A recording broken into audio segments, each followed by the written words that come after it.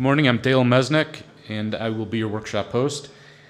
The title of this workshop is Exit with Impact, Exploring the Power of ESOPs, Unlocking Tax Advantages, Flexibility, and Legacy Preservation. I'd like to introduce you to Sean Matthew and Michael Palmieri. Sean is shareholder at SES ESOP Strategies, advising companies, boards, and trustees on ESOP transactions. And Michael is the program director at the Ohio Employee Ownership Center at Kent State University. Please help me welcome the speakers. Great. And as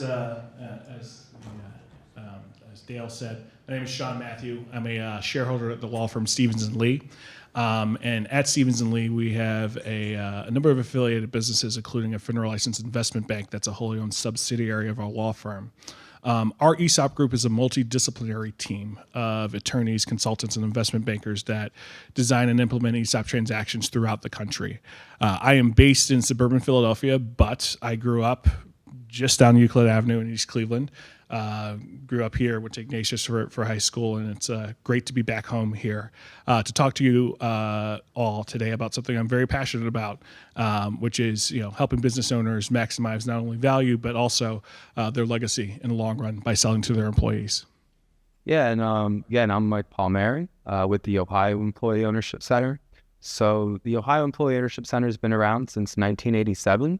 It was first founded by a professor at Kent State, who at the time was seeing a lot of businesses in Northeast Ohio closing up shop, not necessarily because they weren't profitable, but it might have been divestitures from larger companies or moving businesses abroad or down south, and kind of stumbled upon the employee stock ownership plan as one way to keep those businesses locally rooted and be able to place the productive assets of that business in the hands of the employees. Since then, we've moved on and kind of learned. I obviously was not there in 1987 with the center, but what the center learned was the best time to kind of think about a sale to employees through an ESOP is not in a crisis moment, right, when options are limited and constraints on the company may be too great to overcome, but instead, 3-5 years out from when you can kind of see that exiting of the business happening so that you can build up the kind of internal leadership and use it in a way that's a lot smoother for succession planning. That being said, that's what the center does as well, as we have a succession planning program, which employee ownership is a piece of. We also do a lot of education and training for existing employee-owned companies. Once they do institute some form of employee ownership, that's around how to train employees to think and kind of act like owners now that they have a financial stake in the business. So that's what we do. I have trouble with this all day. There we go. Okay. Great. So I like to, when I talk about ESOPs, I like to set the context for what an ESOP is. And when a lot of people hear about, hey, I heard ESOPs are great, but also super complicated, and you're basically selling your business at a discount. I find that people kind of conflate war stories that they hear over the years about ESOPs and how they work.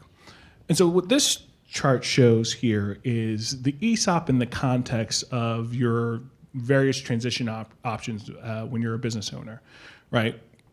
On the left, I believe that's the left. Yes, on the right of this slide here, you see options that are transfers to insiders, family members, and whatnot, that have mitigated value in terms of purchase price, cash at closing, and the like. But are pretty high on other legacy points, like ensuring that the family controls the business, ensuring that employees have a place to work at post closing because the ownership is staying with the team that's there. The ESOP is a nice balance between those legacy points and the sort of valuation upside that you could see in certain types of third-party sales. ESOP at the end of the day is a financial buyer. They're basically going to buy the business for fair market value. But it also allows the business owner not only to get fair market value for his or her company, but also to build on those legacy points of ensuring that the jobs stay in the community, ensuring that the employees get a stake in the business that they helped the business owner grow, and keeping that culture that has helped drive the business's success over the years. That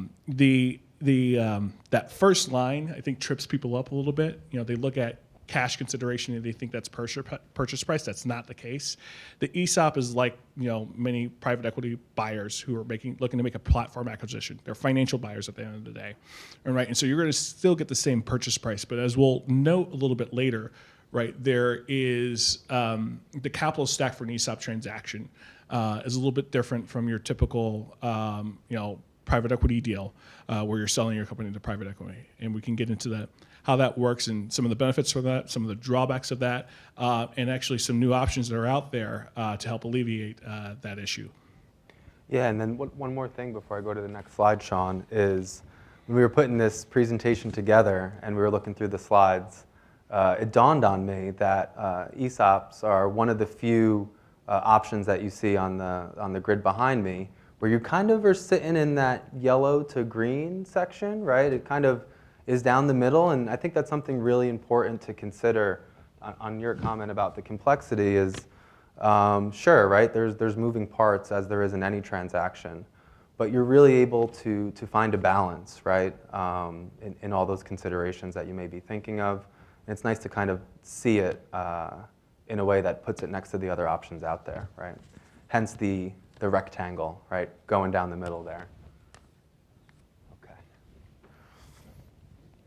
So what is an ESOP? An ESOP is an employee stock ownership plan.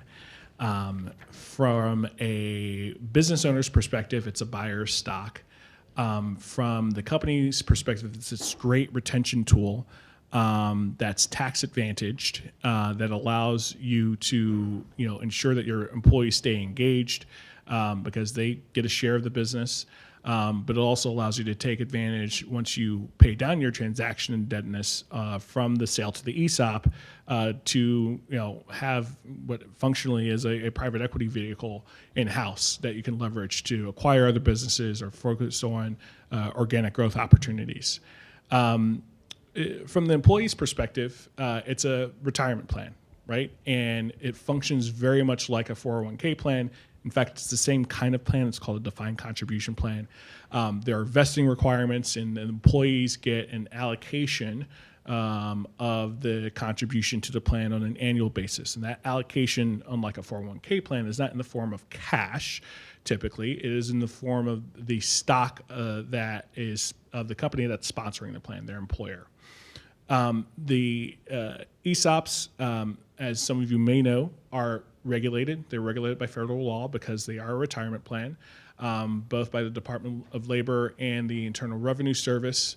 And that regulation triggers certain requirements on the transaction side, which means that you need to follow an appropriate process for selling your business to an ESOP, meeting certain regulatory requirements to ensure that the ESOP itself is not paying more than fair market value at the end of the day for the company. That being said, right, the ESOP is a friendly buyer at the end of the day, in the sense that post-closing, the ESOP is effectively a passive shareholder. If you're represented by a trustee who is going to act on behalf of the plan participants, that trustee is not going to meddle in how you run your company. They're going to hire the board of directors. They're going to sit in on board meetings, review financials, and do an annual evaluation of the stock to determine how employees get paid out. But other than that, the company gets to run as it's run for 10, 20, 30 years. And so that creates a really great opportunity for business owners who want to transition their business in a way that meets that legacy goal, but also doesn't have some of the hair that you see on your typical third-party sale process. It's complicated in its own way, but it certainly doesn't get as complicated as some of the third-party sales that you see out there and whatnot. And then one of the other things that me and you talked about, Sean, was this kind of balance that those rules that people can sometimes complain about, and what they're kind of, can you expound on that? Yeah, so the rules are there, right, to ensure, right, that the participants, the ESOP participants, aren't taken advantage of at the end of the day. And so, yes, you're going to be hiring a third-party trustee that's going to negotiate the transaction on behalf of the participants, on behalf of the ESOP. You're also going to hire the evaluation firm and pay for the valuation firm and the ESOP trustee's attorney. However, all of that stuff's done to not only protect the participants, but also to protect you as a seller, to make sure that you're doing the deal in a way that complies with the regulations and keeps you out of the funny papers in the long run. And so that's, while it's, some people say, well, why do I want to pay for the person that's going to be negotiating with you? At the end of the day, it's money well spent, and helps streamline the process greatly. Yeah. Is there a size that's too small to make this make sense? So I'd say that you want around 20 to 25 employees as a base, and I say around $1 million of EBITDA is where I say you begin to talk about ESOPable companies. And as you'll see on the next slide, the range of what is ESOPable really doesn't have much of a limit, right? Yeah, so I always enjoy putting this slide up because there's a mix of names that might be familiar to you. Some local companies here in Ohio, such as Davy Tree, is a 100% employee-owned company. It's one of the larger privately held employee-owned companies in the U.S., as a matter of fact. But then there's and names like Publix or Wawa, you might also notice. But then there's smaller companies that aren't quite as large, right? Great Lakes Brewing. Columbia Chemical, which you may have never heard of, but it's just a chemical manufacturing plant, right, that has an ESOP as well. And so there's a great amount of diversity in company size. To Sean's point, there is a floor, but you see this structure implemented in businesses both small and quite large. In general, there's about 6,500 ESOP plans. Now, participants means individuals who are in those plans. That includes both people who have retired and are now being paid out by their ESOP, as well as those working at employee-owned companies. So that's around 14.7 million people. If you take out the retirees who are collecting the value of that stock that they built up, it's around 10.3, 10.5 million, right? Sound about right, Sean? Right. So still very large representation, and if you think of it in terms of percentage of private sector workforce, right? They're nearly more common than unions, right? Could be one way to think about it in terms of the private sector. They hold quite a bit in plan assets, so that means, right, what is within the ESOP itself, both in cash and stock, right? So trillions of dollars in assets are held by these companies. And in terms of industries, I'd like to say you can implement an ESOP in any company with any industry, but there are concentrations. So in construction, manufacturing, professional and scientific services, probably the more represented industries for ESOPs, but you see them in retail, wholesale trade, education, pretty much the whole gamut. If you kind of go through the industry classifications, you could find at least one ESOP company operating there. From state to state it varies, usually kind of represents the state's economic history. So maybe no surprise, in Ohio at least, manufacturing is what represents over a third of all the ESOP companies here in Ohio. Last count of our center, it's around 300 ESOP companies here in Ohio, and about 100 of them are operating in manufacturing. But we kind of have that same slice across all the industries. So it's an adaptable model that really can be implemented. It's more on the company characteristics rather than the industry itself, where the company is. So Sean kind of mentioned this earlier on, right? What is an ESOP? And I like this slide because an ESOP's a different thing to the different stakeholders involved, right? So for the selling owner, it's a buyer of stock, right? It's a buyer of the company. It can be your succession plan. It's your way to be able to retain your legacy, but still be able to get some equity out of the business itself. At the same time, and I think this was mentioned in the session before this one, it's a corporate financing technique, so we'll get into some of this. But in a leveraged ESOP transaction, that is, right, when the amount is being borrowed to buy the stock from the selling owner, the debt service is tax deductible, so you're paying that with pre-tax dollars in a sense. So it's a really powerful kind of financing technique there. And then finally, for the workers themselves, it's a company-funded retirement plan. With a twist, right? They're actually getting stake in the business itself. And we'll have some slides later on in this presentation, but what the research has shown definitively is that you see a lot of corporate level success factors increase when you institute an ESOP. The reason being, at a very basic level, is you're giving workers a financial stake in the success of the company itself. And so when the company does well, and they now do well, right? Maybe when they were salaried prior and there was a record year, there was no bonuses put in place, then you wouldn't see that show up in your pocket. With an ESOP, it kind of changes that entire dynamic, right? People now have a stake in the company and how it performs. And so they can start thinking, how do I impact the bottom line? Because I know if I do, that's going to actually show up in that annual valuation, higher stock price, my ESOP account goes up. So there's this nice kind of building cycle of employee engagement and company performance that the ESOP unlocks. Yeah? I don't know if you'll get to this. Is this structured differently than for a typical startup that offers an ESOP program to their employees? Or is it essentially the same thing? Yeah. Sorry. So when you guys are asking questions or putting input, we'd please like for you to ask for the mic. It helps with the recording since the sessions are being recorded. You want me to re-ask that? Please. Sure. So this program that we're discussing here, the ESOP, how is it different from, let's say, a startup that wants to pay its employees through equity in the company? Right. So those employee equity plans that you see at startups and whatnot, they're not what we would call employee stock ownership plans. We'll get into the various forms of ESOPs in just a bit, but you're typically talking about stock options, profits interest, other forms of equity or synthetic equity that are passed along to employees. So it's just a different structure from the ESOP. For those startup companies, the ESOP from an administrative standpoint just becomes too cumbersome and too costly to do. It's a lot easier for a startup to do something on the stock options side.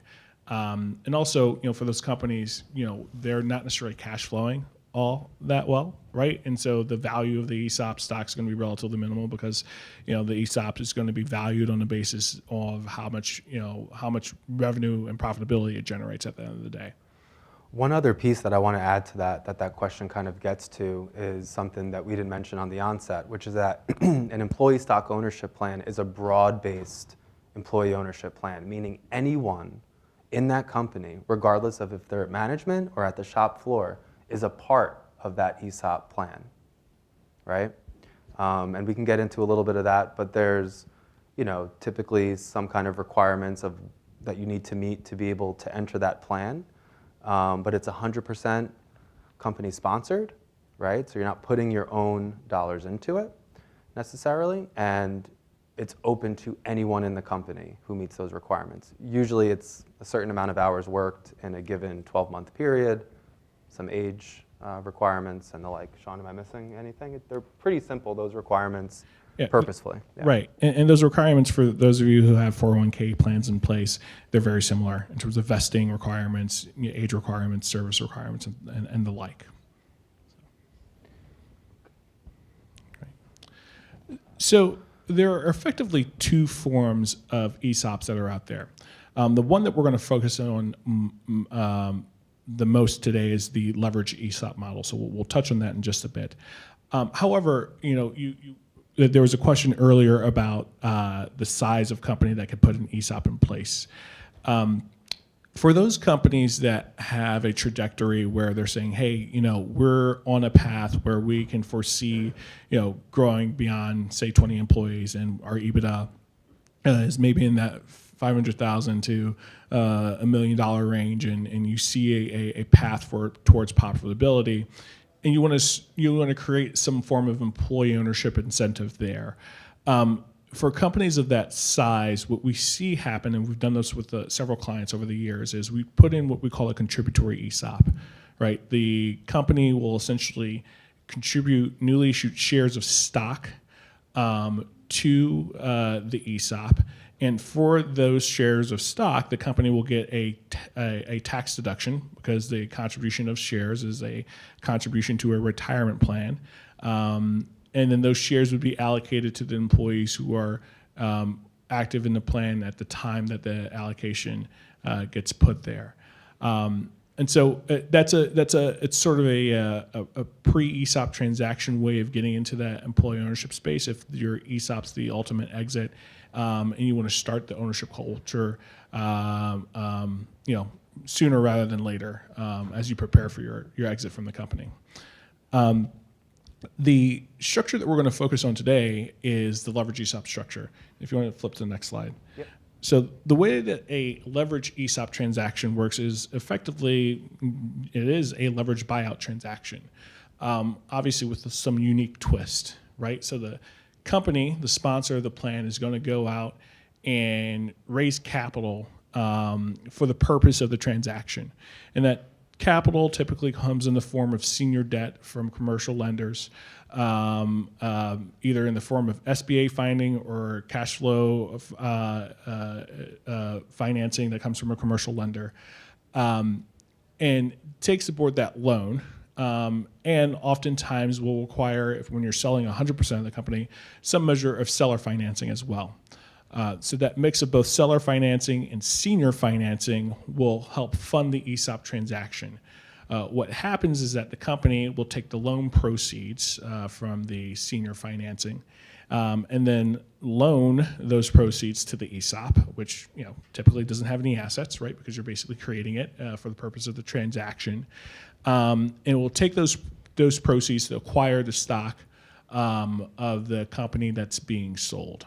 Right, and so if we go back to that first slide, not literally, but if we remember the first slide there, that first bar focused on cash consideration at closing, right?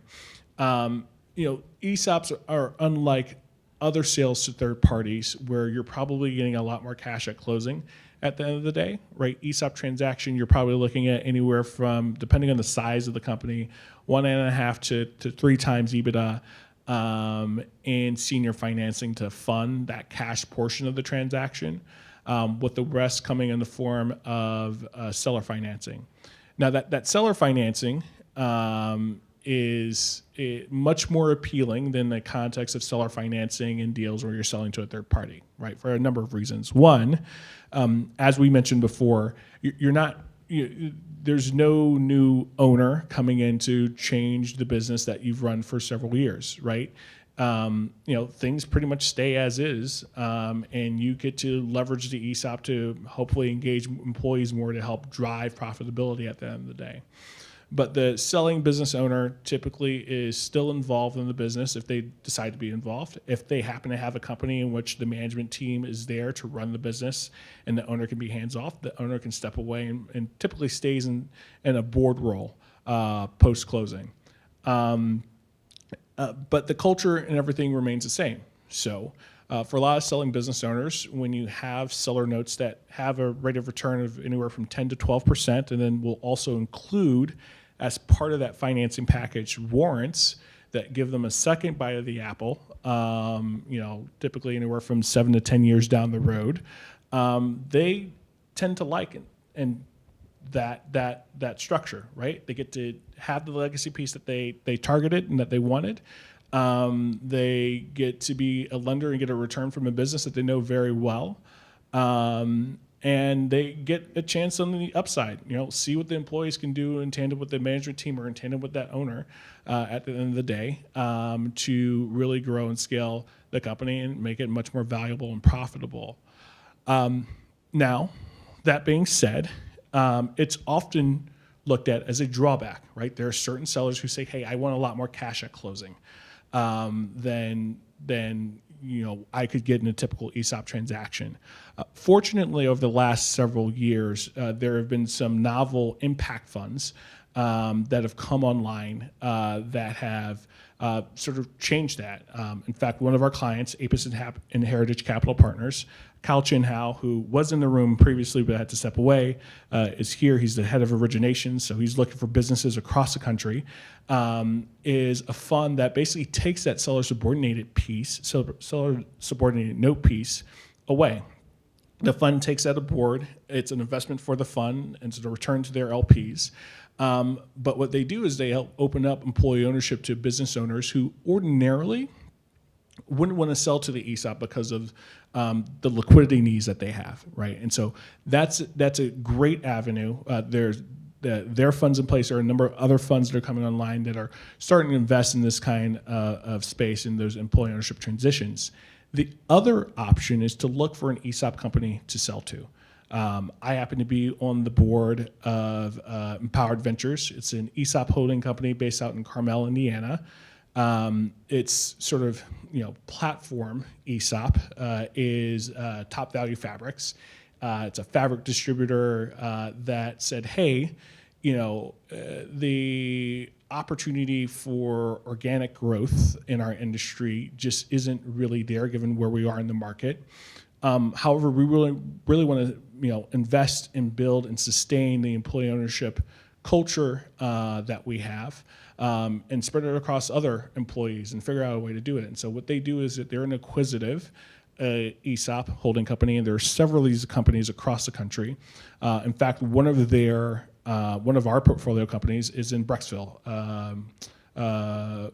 First Precision. It's a precision tool manufacturer, and it's one of three other companies that are in the Empowered Ventures family. And so that is also another way to sort of, when you target buyers, right, there are many buyers who are in this space who are saying, hey, we want to diversify what our employee owners own. We're going to look to acquire the businesses that are in our footprint or in a geographic area to help facilitate and do that, right? So that being said, most of our transactions involve the seller financing. Most of the sellers that we work with take and hold that paper, and we're talking about transactions that range from $5, $6, $7 million in enterprise value to 9 figures in enterprise value on a regular basis. So this is something that Sean kind of touched on in that previous slide, which was this idea of business owners thinking about what's going to be the value of this transaction, right? And kind of wanting to have the highest selling price that they can. And there's something to be said about ESOPs when it comes down to that. There's a lot of tax advantages that can kind of augment that thinking, right? And how you're thinking through it. And so one of the first things to talk about from the business owner perspective is something that's called a 1042 rollover. And as it pertains to ESOPs, if you were to sell 30% or more of the company to an ESOP, you're then able to take advantage of the 1042 rollover, which allows you to avoid capital gains tax on the sale, so long as whatever was gained from the transaction is invested according to rules that are set forth, right? We don't have to get too deep into that, right? But I think it's worth at least mentioning that that's there. And I should be clear too, with an ESOP, it's a very flexible plan in the sense that you can sell 1 to 100% of the ESOP company, right? You don't necessarily, it doesn't need to be 100% transaction to the ESOP. But as long as you get to 30% or more, you're able to trigger this 1042 rollover. And we'll have some slides further on in the presentation that demonstrate, although you may not have the highest sale price, in terms of cash in your pocket, it could actually be greater, right, than if you were to sell to some other third party, right? So it's something to consider. Likewise, for companies, at the company level, I don't know if everyone here is familiar with the difference between C Corp and S Corp, right? But for an S Corp, right, which is taxed, it's kind of a pass-through entity, right? So at the shareholder level. If a company is an S Corp, and is owned by the ESOP. An ESOP, being the retirement plan that it is not a taxable entity. And so if you're 100% S Corp ESOP, you effectively do not pay any federal income tax. So there's huge benefits in terms of cash flow for S Corp owned S Corp owned ESOPs, or should it be ESOP owned S Corps, whichever way, in terms of cash flow, right, and that kind of advantage. And you could also think of it from the seller side of things, right? Companies like that are going to perform quite well, right? You don't have to be as worried about defaulting on the loans and the like.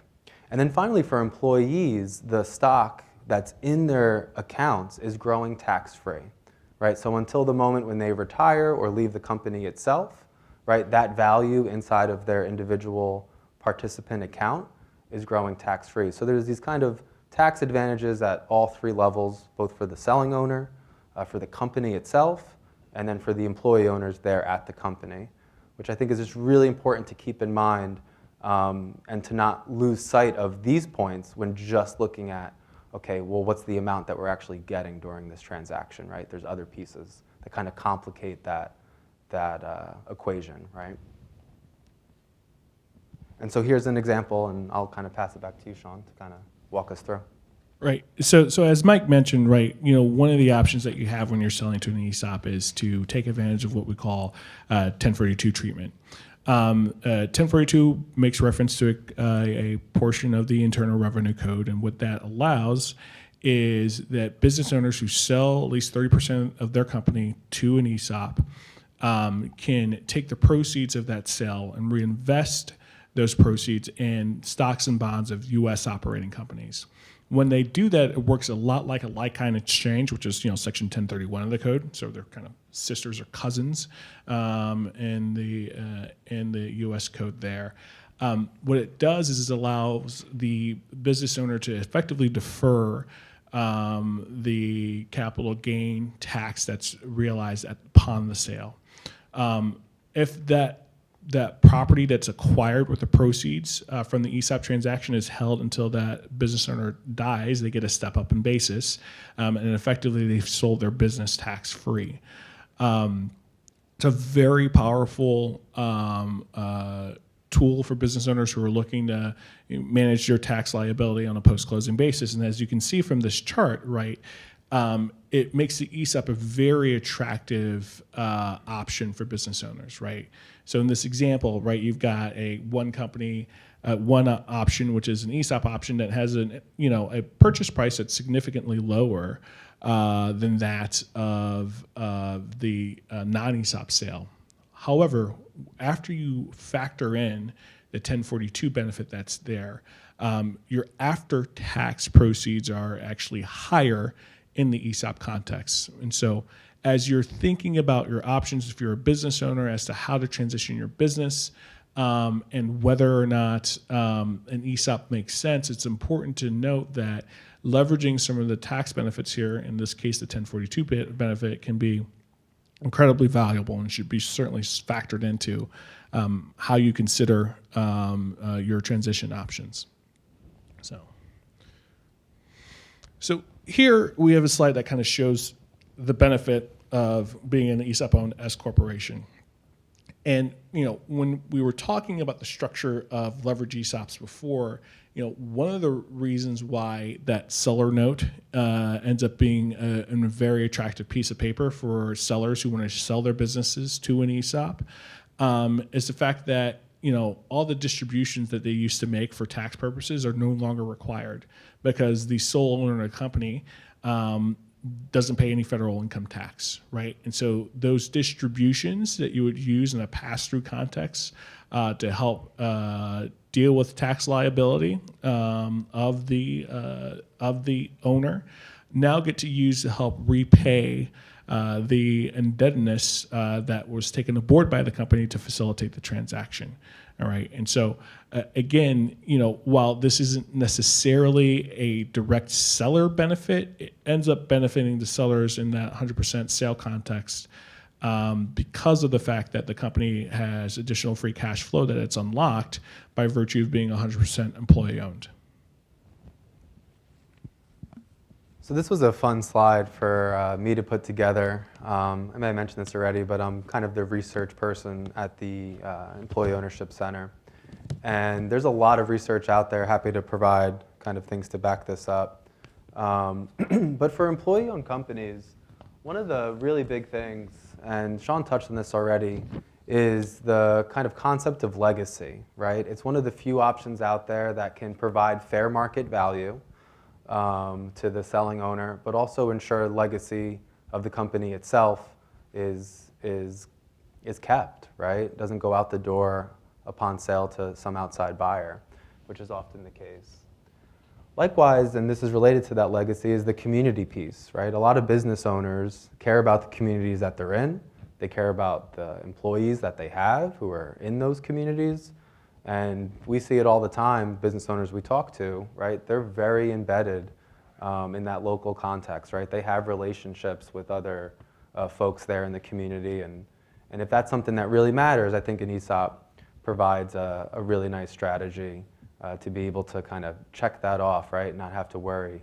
I know in a previous session I was sitting in earlier in the morning, there was a study that was cited that talked about how there was actually a relationship between getting the highest value for the business and satisfaction, and that there was actually a negative relationship. So oftentimes getting that highest dollar amount also means letting go of that legacy piece, of that community piece, and being okay with whoever just paid you all that is now going to do what they will.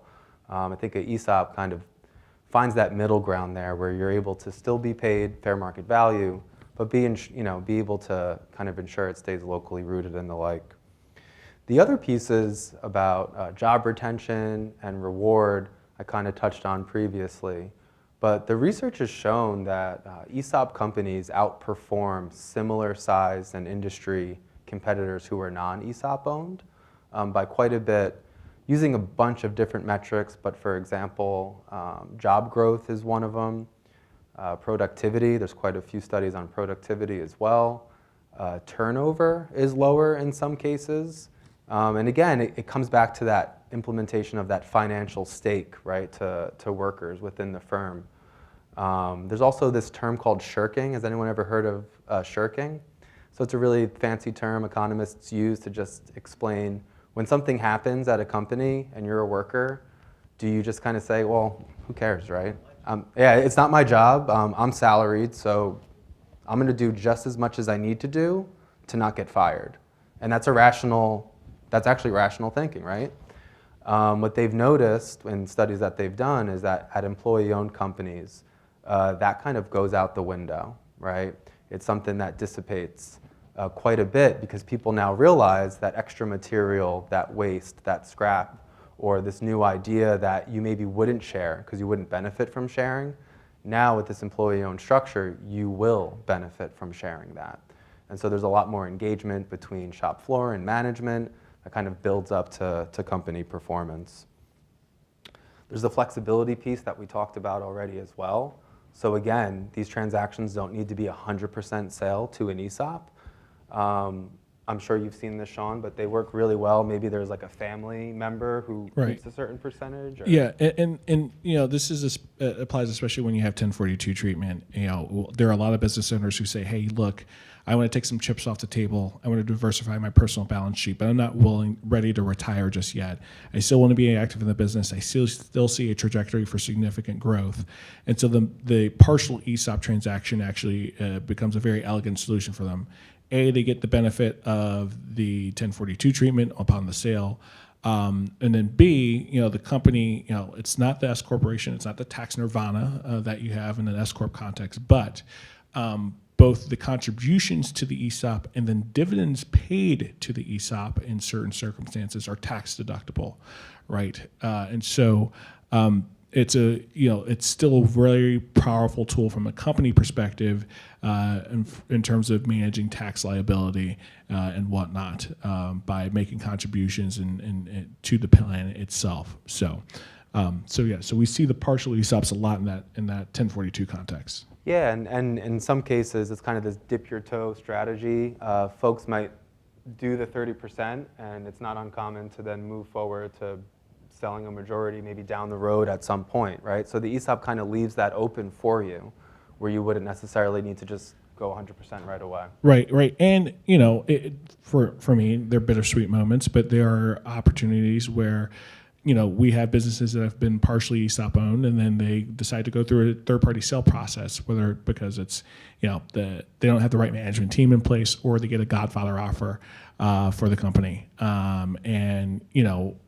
While I would love every company that we work with to stay 100% employee owned, when you see folks who are making, six figures end up with, hundreds of thousands of dollars in their retirement accounts because of the sale of a company, it's a very, very satisfying piece of work that you get to do on a regular basis. All right, Last slide. So this gets back to the question that was asked earlier, kind of what are ideal ESOP candidates? There is, not to use a term that's a little bit loaded these days, but there's a lot of misinformation about what's ESOPable. And I think it depends on the service provider that you're talking to be quite frank with you.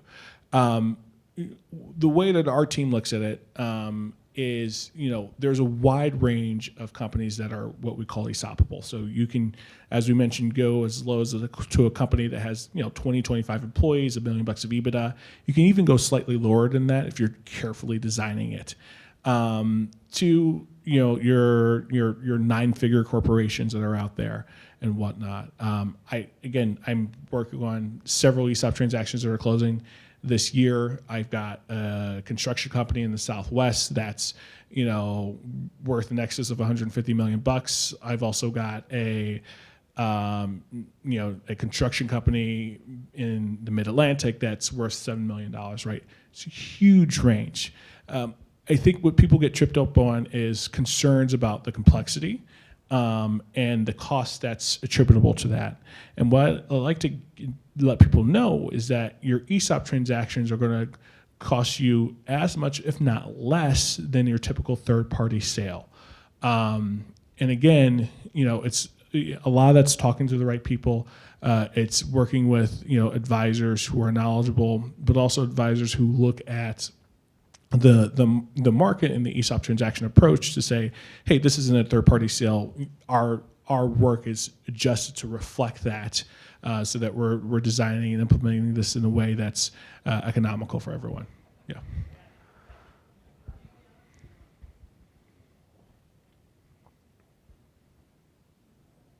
Yeah, looking at this ESOP program as if they're one big buyer. So when you originally want to sell or create an ESOP program, do all the current employees have to be on board with it, saying, okay, we want to buy? And then the second part of the question is, can they ever sell if they want to sell the ESOP program to let's say to the owner again, or to a different owner? Sure. So a couple of things. One, this is a completely company-sponsored endeavor, right? You could include the employees in if you want, but most of the transactions we work on, there's no buy-in from the employees. It's company facilitated and financed. They find out about it after the deal closes, and then when they're told that they own a company, you get a third that are super excited. You get a third that are kind of like, okay, whatever, and then a third who are legitimately like, wait a minute, what just happened? And you have to explain it, and that explanation process happens over a period of not days but years, and it helps to get the annual statements so that it shows the value of the stock that's starting to grow and build in their accounts, and they really start to get it after that year 2, year 3, after you deliver a bit to reflect that value. In terms of selling an ESOP-owned company, that happens all the time. I'm working on one ESOP sale transaction right now where we're selling a 100% ESOP-owned company. Again, that typically is a board-driven process and decision. It's not something that the employees direct. There are governance things that you can do in an ESOP that make it much more akin to a worker cooperative, where you do get that employee input. But most ESOP structures, the design is, it's board-led, board-driven as it relates to sales of ESOP companies. So can we still take questions, or I know we're running up against? We'll do one more? Okay. Oh, everyone waited. Sorry, just to tag on to that question a little bit. I mean, the trusting environment, I know you haven't gotten to that yet, but I have a question. union type companies, I know it doesn't sort of preclude it, but strategies about taking a union company and turning it into an ESOP and the good and the bad on that, and then repurchase obligations. You haven't talked about that, the sort of the demographics of the workforce, what makes sense, and the cash flow requirements for that. Right. So on the union piece, so you can actually exclude union members from ESOP participation. And so if your company is large enough, say you've got a workforce of 150 people and a third of that workforce consists of union employees, you have more than enough people to do an ESOP without including the union. However, if you are a company that has 40, 45 employees, you're going to need to include the union employees as part of your ESOP if they're making up a significant portion of your workforce. The process for that is actually pretty straightforward. I mean, technically, you have to collectively bargain to give them a benefit, which sounds counterintuitive, but that is the process. It's about notifying the union at the appropriate time and walking through that process. And so we've done that. We actually closed a deal a few months ago where we made the notice and are working through that process of making sure the union employees are included as participants at the end of the day. The second question that you had was around repurchase obligation. Basically, repurchase obligation is saying, hey, well, we have all these employee owners. They got to get paid out at some point. And there are certain time periods that in which those payments are triggered, right? Obviously, upon retirement, those payments happen very shortly after an employee retires, if they meet retirement age and the various requirements there. Employees who are, say in their 40s or 50s or not quite at the retirement age of the plan, aren't necessarily immediately paid out. There's a waiting period of up to 5 years, and then you have payments over a 5-year period after that to the employee so that the company can manage their cash flows.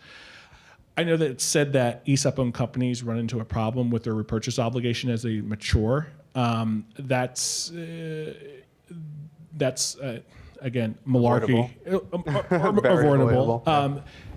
It's something that you can manage and plan for, right? It basically, you have a shareholder dividend that you basically need to make sure that you're planning for on an annual basis and make sure that you have the capital to do it.